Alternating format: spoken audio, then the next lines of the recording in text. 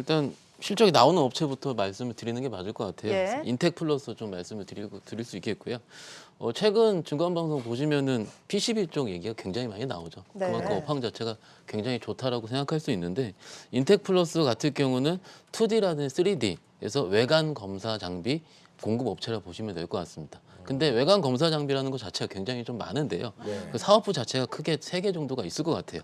첫 번째 같은 경우는 반도체 사업부가 있을 거고요. 네. 반도체 사업부 같은 경우는 국내 S사양, 삼성전자양 성장세 계속되고 있다는 건 충분히 알 것 같고 이 사업부 같은 경우가 PCB 사업부입니다. 예. 그래서 최근에 외국인들이나 기관들이 연말부터 계속 들어왔었던 이유는 PCB 사업부 같은 경우가 증익이 예상된다는 것 때문에 들어오고 있는 중이었고 이게 지금 매출 비중 같은 경우가 1사업부 같은 경우가 작년 기준 50% 정도 예상이 되고요.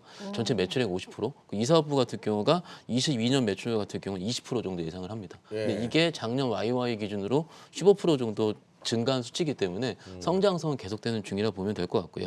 전반적으로 반도체 쇼티지 현상이 당초 예상보다 좀 크게 길어질 가능성이 있기 때문에 이런 상황이라면 1사업부, 2사업부 역시 굉장히 좋아질 수 있다는 거고 근데 약간 감익이 좀 예상되는 섹터 같은 경우는 3사업부 같은 경우가 디스플레이 아. 예, 디스플레이 사업부 같은 경우가 일단 약간은 좀 보고상에서는 영어로 uncertain이라고 써 있어요. 그만큼 좀 불분명하다는 표현을 할 수가 있는 거고 매출 비중 같은 게 그렇게 높지 않은 부분이기 때문에 네. 감익이 좀 나오더라도 그러더라도 기존의 성장성을 꺾긴 힘들다라는 부분으로 말씀드릴 수 있겠습니다.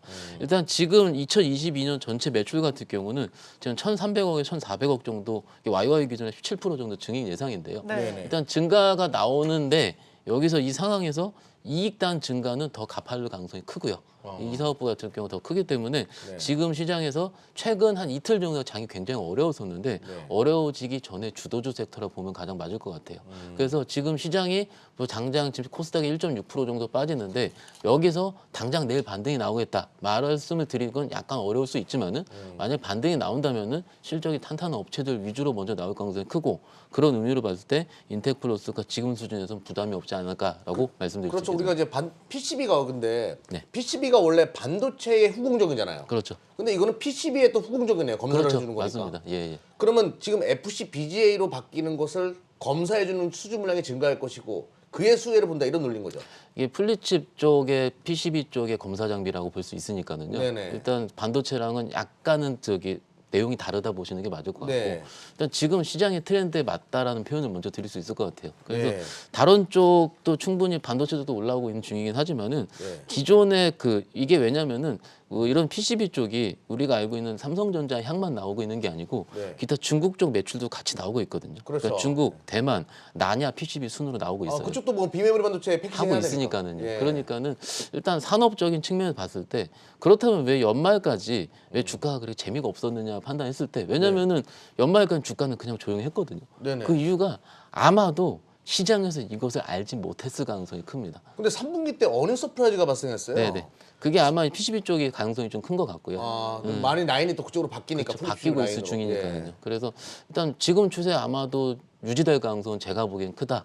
네. 장이 조금 어려운데 이런 종목들 위주로 좀 단기 트레이딩이라든지 저는 좀 길게 봐도 좀 부담은 없을 것 같아요. 그래서 차트 보면 좀 더 말씀을 드리자면은 네. 요즘 웬만한 종목들이 차트가 요 정도 수준 있는 것들이 많습니다. 네. 잘 가다 크게 꺾인 거죠.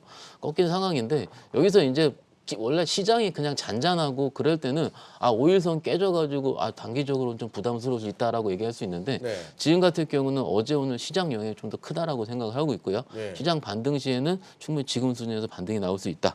그 목표 같은 경우에는 4만 원 먼저 좀 크게 좀 제시를 해드리고요. 네. 손절가 같은 경우는 2만 5천 원 같이 말씀드릴 수가 있겠습니다.